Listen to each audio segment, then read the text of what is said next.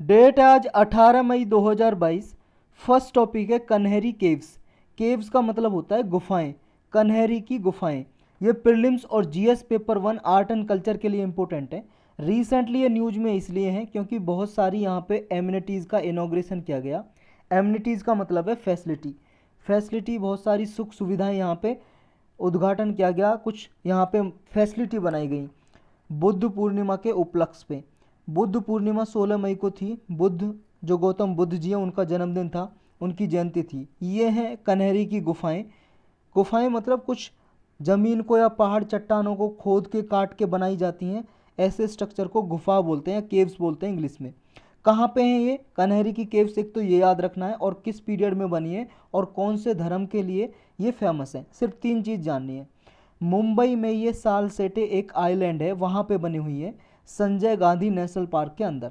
ये Sanjay Gandhi national park है जो आपको दिखाई दे रहा है, इसी के ये अंदर बनी हुई है, इस फॉरेस्ट एरिया के अंदर। तो ये संजय गांधी नेशनल पार्क भी पता होना चाहिए कहाँ पे है, और ये गुफाएं कहाँ पे है ये पता होना चाहिए। ये कब बनाई गई थी? 2nd से लेके 9th सेंचुरी एडी के बीच में ये बनाई गई थी। और बुद्धिज़्म में हिनायन बुद्धिज़्म से ये बिलोंग करती हैं। देखो बुद्धिज़्म में मेन 2 सेक्ट हैं, एक हिनायन और एक महायान। तो ये हिनायन से बिलोंग करती हैं, लेकिन बाद में महायान बुद्धिज़्म की कुछ इमेज भी यहाँ पे एडिशन की गई। 5th century image of Buddha यहाँ पे इमेज पाई जाती है बुद्धा की। 100 केव्स हैं लगभग, ये 100 गुफाएं बनी हुई है यहाँ पे। और इनका जो कन्हेरी केव्स के बारे में जो मेंशन किया गया है, किसके बुक्स में, किसकी किताबों में इनका वर्णन देखने को मिलता है, ये भी आपको याद रखना है। फायान है भाई साहब, चाइनीज़ ट्रेवलर आए थे हमारे यहाँ पे फायान। फायान के बारे में आपने हिस्ट्री में पढ़ा होगा। 399 से लेके 411 सी तक इन्होंने इंडिया में विजिट किया था फायान ने। तो इन्होंने अपने बुक्स में लिखा हुआ है कन्हेरी केव्स के बारे में। नेक्स्ट टॉपिक है first international migration review forum. ये प्रीलिम्स के लिए इम्पोर्टेंट है सिर्फ, और मेंस के लिए भी है, जीएस पेपर 2 के लिए। इंडिया देखो पार्टिसिपेट करेगा। ये first international migration review forum होने वाला है। इसे देखो यूनाइटेड नेशन की जनरल असेंबली करा रही है। 17 मई से स्टार्ट होता है, यानी कि कल से, और 20 मई तक चलेगा। न्यूयॉर्क में कराया जा रहा है। तो कई चीज़ याद रखनी है आपको, कहाँ पे हो रहा है। एक तो ये न्यूयॉर्क में हो रहा है, अमेरिका में। कौन करा रहा है इसको? यूनाइटेड नेशन की जनरल असेंबली करा रही है इसको। यूनाइटेड नेशन के 6 ऑर्गन है, हिंदी में अंग बोलते हैं, उसमें एक यूनाइटेड नेशन जनरल असेंबली है, तो ये करा रही है इसको। और ये है क्या, किसके लिए करा रही है ये इंटरनेशनल माइग्रेशन रिव्यू फोरम?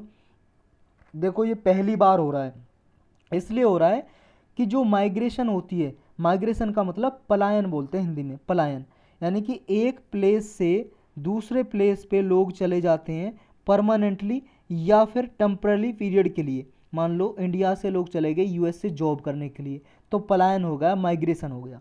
या परमानेंटली जाके वहाँ पे बस गए, तो वो परमानेंट माइग्रेशन हो गया।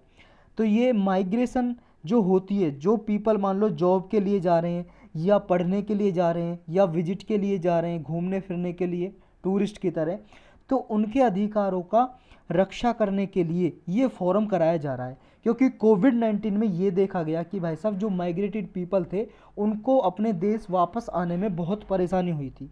तो ये इसलिए first international migration review forum कराया गया है, मीटिंग कराई जा रही है। फोरम मतलब मीटिंग समझ लो, सेमिनार वगैरह कराया जा रहा है। और इसकी आउटकम क्या निकलेगी जब ये कंप्लीट हो जाएगा 20 मई को, तो तब इसके बारे में डिस्कस करेंगे। इसका प्राइमरी यही पर्पज़ है कि ये इंटर गवर्नमेंटल ग्लोबल प्लेटफॉर्म है, ताकि जो local, national, regional, global level पे जो ये global compact for safe, orderly and regulation migration, एक ये समझ लो, एक ये एग्रीमेंट है या ऑर्गेनाइजेशन है या रूल्स रेगुलेशन है माइग्रेशन के रिगार्डिंग। इसको इंटरनेशनल या रीजनल लेवल पे, नेशनल लेवल पे किस तरह से इम्प्लीमेंट किया जा रहा है, किस तरह से लागू किया जा रहा है माइग्रेटिव पीपल के राइट्स को, अधिकारों को प्रोटेक्ट करने के लिए, इसकी ही रिव्यू की जाएगी इस इंटरनेशनल माइग्रेशन रिव्यू फोरम में। नेक्स्ट टॉपिक है first Indian president to visit Jamaica. Jamaica एक कंट्री है, कहाँ पे है ये भाई साहब देख रहे हो आप वर्ल्ड मैप, ये अमेरिका का मैप देख रहे हो, ये मैक्सिको साथ में, मैक्सिको के देखो ये ईस्टर्न साइड में ये है जमैका, एक आइलैंड कंट्री है, छोटी सी आइलैंड कंट्री। कहाँ पे है? कैरेबियन सी पे। ये आप देख रहे हो कैरेबियन सी, ये वाला पार्ट कैरेबियन सी के पास है ये, और कैरेबियन सी किसका पार्ट है, इस एटलांटिक ओशन का। ये एटलांटिक ओशन है पूरा सारा का सारा, उसी का पार्ट है कैरेबियन सी। तो कैरेबियन सी के पास है जमैका। तो ये जमैका में पहली बार हमारे इंडिया के कोई प्रेसिडेंट गए हैं यहाँ पे। तो ये हिस्टोरिक विजिट मानी जा रही है क्योंकि पहली बार गए हैं, इससे पहले कोई भी प्रेसिडेंट यहाँ पे नहीं गए हैं। क्यों गए हैं यहाँ पे, क्योंकि देखो यहाँ पे एक गली है, स्ट्रीट, उसका नाम डॉक्टर बाबा साहिब अम्बेडकर के नाम पे रखा गया है। तो इसका इनॉग्रेट करेंगे हमारे प्रेसिडेंट, मतलब इसका उद्घाटन करेंगे। और एक गार्डन है, एक गार्डन बनाया गया है जो इंडिया और जमैका की फ्रेंडशिप को डेडिकेटेड किया गया है, यानी कि दोनों कंट्रीज़ की आपस में मित्रता बढ़ेगी और कोऑपरेशन बढ़ेगा। तो ये फर्स्ट इंडियन प्रेसिडेंट बन गए हैं हमारे, जो डॉक्टर रामनाथ कोविंद, मतलब रामनाथ कोविंद जी हैं, जो विजिट करने के लिए जमैका की जिन्होंने विजिट की है। जमैका आइलैंड कंट्री है जो कैरिबियन सी में लोकेटेड है, ये हम ऊपर डिस्कस कर चुके हैं। नेक्स्ट टॉपिक है रामगढ़ विषधारी सेंचुरी। ये भी सिर्फ प्रीलिम्स के लिए इंपॉर्टेंट है, और देखो वो भी सिर्फ प्रीलिम्स के लिए इंपॉर्टेंट है। थर्ड टॉपिक जो जमैका विजिट है प्रेसिडेंट की। रामगढ़ विषधारी सेंचुरी कुछ दिन पहले इसको नोटिफाइड किया था, 52nd टाइगर रिजर्व बना था हमारे इंडिया का, यानी कि 52 टाइगर रिजर्व हो गए हैं अब हमारे इंडिया में, और ये 52वां है 52nd रामगढ़ विषधारी सेंचुरी। ये राजस्थान में है, अभी न्यूज में है। राजस्थान में देखो ये 4th टाइगर रिजर्व है, इससे पहले रामथम्बोर, सरिस्का, मुकुंदरा टाइगर रिजर्व है, और चौथा कौन सा है, ये रामगढ़ विषधारी टाइगर रिजर्व। ये टाइगर रिजर्व देखो रामथम्बोर टाइगर रिजर्व और मुकुंदरा हिल्स जो टाइगर रिजर्व है इन दोनों के बीच में है। मुकुंदरा जो हिल्स टाइगर रिजर्व है ये सदर्न साइड में है, और Ranthambore tiger reserve eastern north eastern side में है। इस Ramgarh Vishdhari sanctuary tiger reserve के या सेंचुरी के, सेंचुरी भी है ये और टाइगर रिजर्व भी है, बस इसकी लोकेशन आपको याद रखनी है कहाँ पे है। नेक्स्ट टॉपिक है एंडोसल्फान। ये प्रीलिम्स के लिए इंपॉर्टेंट है मेनली। देखो जो एंडोसल्फान है एक पेस्टिसाइड है। पेस्टिसाइड का मतलब है कीटनाशक। जैसे किसान अपने खेत में कुछ दवाई डालते हैं जिसकी वजह से ये कीड़े वगैरह, कीट वगैरह, इंसेक्ट वगैरह उनकी फसलों को नुकसान ना पहुंचा सकें। तो ये हार्मफुल जो इंसेक्ट होते हैं इनसे फसलों को, क्रॉप को बचाने के लिए पेस्टिसाइड डालते हैं, और एंडोसल्फान भी एक है। लेकिन एंडोसल्फान के बहुत ज़्यादा इम्पैक्ट देखते हुए, प्रभाव देखते हुए ह्यूमन हेल्थ पे इसको बैन कर दिया बहुत सारी कंट्रीज़ ने, और इंडिया ने भी बैन कर दिया। सुप्रीम कोर्ट ने इस पर बैन लगा दिया था, लेकिन बैन के बाद भी बहुत सारे प्लेसेस में इसको यूज किया जाता है, तो इसलिए अभी ये न्यूज में है। सुप्रीम कोर्ट ने केरल को देखो यहाँ पे कहा, बोला है कि 3 महीने के अंदर अंदर जो भी ऐसे विक्टिम हैं, यानी कि जिनको एंडोसल्फान के यूज की वजह से नुकसान हुआ है 2017 के बाद, 2017 में टॉप कोर्ट ने, सुप्रीम कोर्ट ने आदेश दिया था, और इसी आदेश को अभी बोला है कि 3 महीने के अंदर अंदर जो भी विक्टिम है जिनको नुकसान हुआ है एंडोसल्फान पेस्टिसाइड की वजह से, तो उनको 5 लाख रुपए दिया जाए हर एक विक्टिम को। विक्टिम मतलब आदमी जिसको नुकसान हुआ है। क्या है ये एंडोसल्फान, ऊपर डिस्कस कर चुके हैं। ऑर्गेनोक्लोरिन पेस्टिसाइड है जो ग्लोबली बैन किया जा चुका है, इसको बहुत सारी कंट्रीज ने बैन कर दिया, इसका प्रतिबंध लगा दिया इस पर। इसके हेल्थ और इन्वायरमेंटल इम्पैक्ट हैं, ये टॉक्सिक है और इसके पास पोटेंशियल है बायो एक्यूमुलेशन होने का, बॉडी में जाके एक्यूमुलेट हो जाता है ये, और ये एंडोक्राइन डिसरप्टर की तरह रोल प्ले करता है। एंडोक्राइन में ये जमा हो जाता है, बॉडी में जमा हो जाता है और नुकसान पहुंचाता है, हेल्थ इफेक्ट डालता है बहुत सारे बॉडी में। ग्लोबल सिनेरियो क्या है इसका, मतलब ग्लोबली पूरे वर्ल्ड में दृष्टिकोण क्या है, सिनेरियो मतलब दृष्टिकोण। पूरे ग्लोब में लगभग बहुत सारी कंट्रीज़ ने इसको बैन कर दिया है। और देखो 2011 में Stockholm convention on persistence organic pollutant, ये एक स्टॉकहोम कन्वेंशन हुई थी। स्टॉकहोम एक जगह है भाई साहब, यूरोप में एक कंट्री है भाई साहब, ये स्वीडन की एक कैपिटल है स्टॉकहोम। यहाँ पे एक मीटिंग हुई थी तो उसी का नाम रख दिया, यहाँ पे जो एग्रीमेंट हुआ था स्टॉकहोम कन्वेंशन। ये किसके लिए था, एक तो ये याद रखना, स्टॉकहोम कन्वेंशन ये था परसिस्टेंट ऑर्गेनिक पोल्यूटेंट के लिए, यानी कि ऐसे पोल्यूटेंट, ऐसे प्रदूषक तत्व जो बहुत ज़्यादा समय तक इन्वायरमेंट में, पर्यावरण में, एटमॉस्फेयर में जमा होकर रहते हैं और नुकसान पहुंचाते हैं ह्यूमन हेल्थ को भी और पर्यावरण को भी। ऐसे जो पोल्यूटेंट है, प्रदूषक तत्व हैं, उनको फेज आउट करना, उनको ख़त्म करना, रिड्यूस करना उनका यूज, उनमें एंडोसल्फान भी रखा गया था। स्टॉकहोम कन्वेंशन में एंडोसल्फान भी इंक्लूड है। तो इसलिए ये देखो जिस पे प्रतिबंध लगा दिया था एंडोसल्फान में, और ये जारी हो गई थी कन्वेंशन 2012 से इफेक्ट आ गया था, तो ये बैन लगा दिया था इस पर। इसके बावजूद भी बहुत सारी कंट्रीज़ में इसका यूज़ देखा गया। इंडियन सिनेरियो क्या है, इंडिया में देखो सुप्रीम कोर्ट ने 2011 में ऑर्डर पास किया था, बहुत सारे इंसिडेंट देखे गए, घटनाएं देखी गई केरल की कासरगोड डिस्ट्रिक्ट में, तो उसके बाद सुप्रीम कोर्ट ने इसके प्रोडक्शन पे, डिस्ट्रीब्यूशन पे, यूज पे बैन लगा दिया, प्रतिबंध, कि इंडिया में ना तो इसको बनाया जाएगा एंडोसल्फान को, ना ही इसको डिस्ट्रीब्यूट किया जाएगा, किसी को बांटा जाएगा, और ना ही इसका यूज किया जाएगा, प्रयोग किया जाएगा। नेक्स्ट टॉपिक है telecom regulatory authority of India. ये प्रीलिम्स और जीएस पेपर 2 के लिए और 3 के लिए भी इम्पोर्टेंट है। प्राइम मिनिस्टर ने अभी देखो ये प्रोग्राम को एड्रेस किया, संबोधन किया। जो telecom regulatory authority of India है, इसकी सिल्वर जुबली थी, सिल्वर जुबली बोलते हैं जब 25 साल हो जाते हैं ना किसी इवेंट को। ये देखो 2022 में इसको 25 साल हो गए, क्योंकि ट्राई को 1997 में बनाया गया था, एस्टेब्लिश किया गया था। Telecom regulatory authority of India act 1997 के जरिए इस ट्राई को बनाया गया था, telecom regulatory authority of India. ये स्टैट्यूटरी बॉडी हो गई क्योंकि एक्ट के द्वारा बनाई गई है, स्टैट्यूटरी मतलब संवैधानिक संस्था हो गई। और देखो ये ट्राई का काम क्या है, ट्राई का काम है जो टेलीकॉम सेक्टर है ना, टेलीकम्युनिकेशन सेक्टर, उसके लिए ये रेगुलेटर है, रूल्स रेगुलेशन बनाती है। टेलीकम्युनिकेशन सेक्टर मतलब जो टेलीकम्युनिकेशन कंपनीज हैं, जैसे जियो कंपनी हो गई, नेटवर्किंग कंपनी, टेलीकम्युनिकेशन कंपनी बोल सकते हो, नेटवर्किंग कंपनी, या फिर वीआई होगी, वोडाफोन आइडिया, या एयरटेल होगी, ऐसी कंपनीज के लिए रूल्स रेगुलेशन बनाती है ये ट्राई। फिर 2000 में एक अमेंडमेंट किया गया इस एक्ट में, ट्राई एक्ट में, जो 1997 का था, ऑर्डिनेंस के जरिए।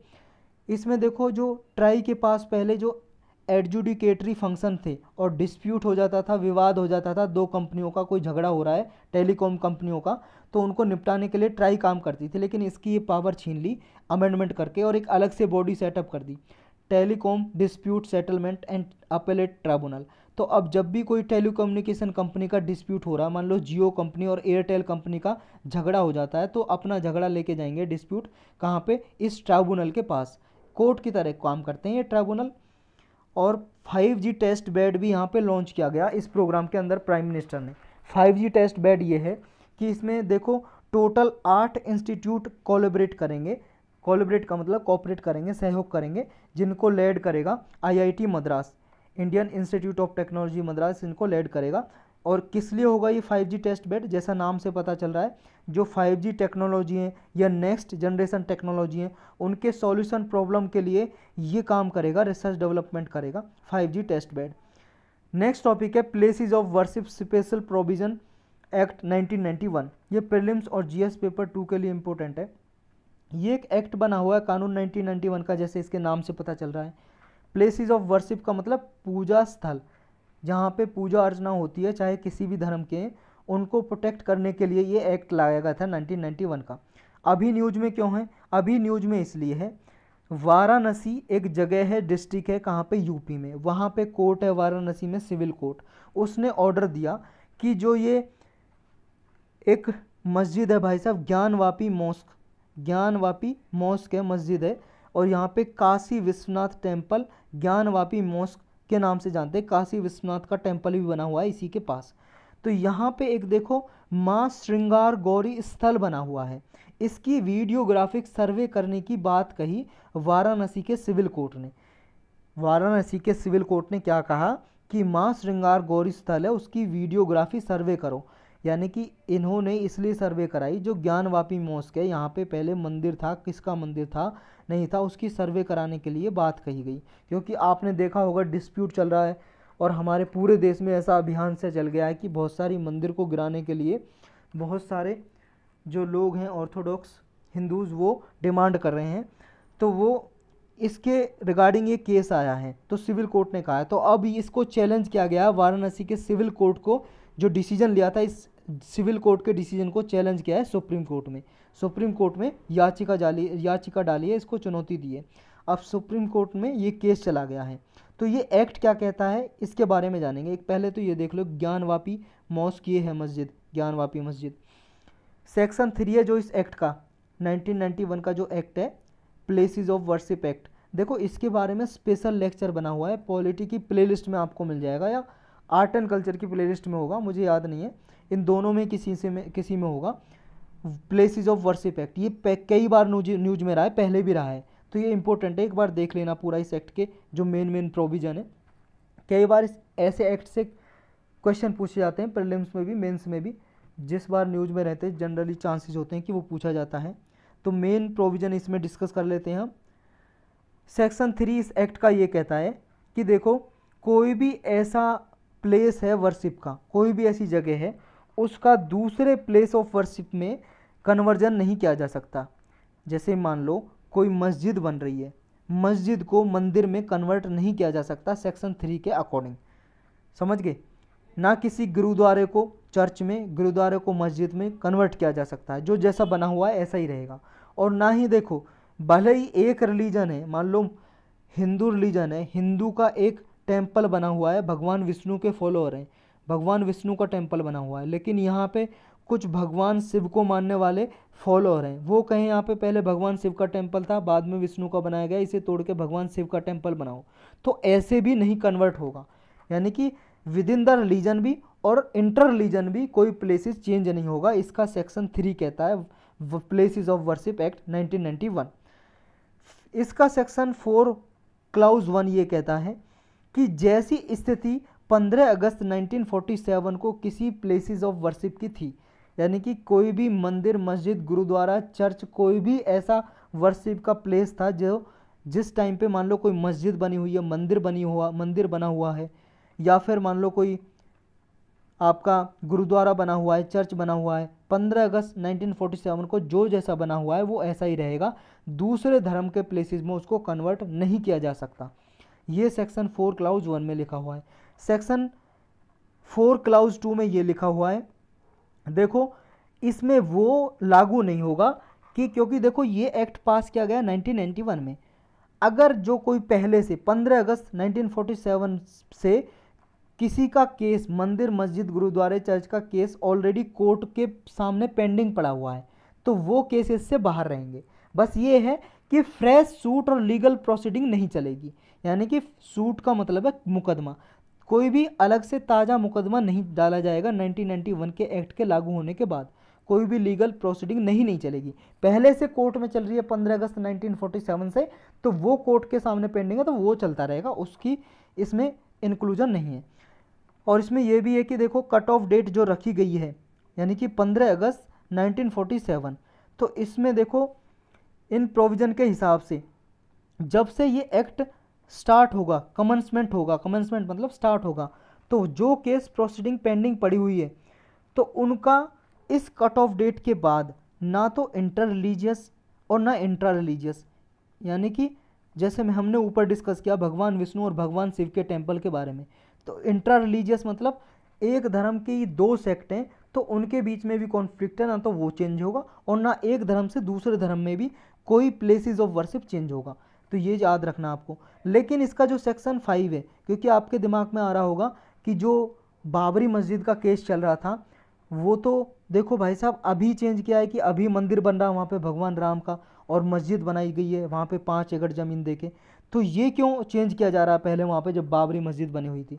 क्योंकि सेक्शन 5 में इस एक्ट के 1991 का जो एक्ट है, प्लेसेस ऑफ वर्शिप एक्ट है 1991 का, इसमें सेक्शन 5 में बाबरी मस्जिद है, जो राम जन्मभूमि बाबरी मस्जिद का जो केस है, इसको एक्सेप्शन दी गई थी, मतलब छूट दी गई थी कि रखा गया था ये जो केस है ये इस एक्ट से बाहर रहेगा, यानी कि इस केस में राम जन्मभूमि बाबरी मस्जिद केस पे 1991 का एक्ट लागू नहीं होगा, ये बाहर रखा गया था। यानी कि जो इसका डिस्प्यूट चल रहा है, क्योंकि इसका डिस्प्यूट पहले से चल रहा है, तो इसका डिस्प्यूट जैसा चल रहा है चलता रहेगा, आगे कोर्ट क्या डिसीजन लेगा वो उस पर डिपेंड है, यानी कि इस एक्ट से ये बाहर था, इस पर अप्लाई नहीं होगा, तो ये आपको याद रखना। और आज के टॉपिक यही थे।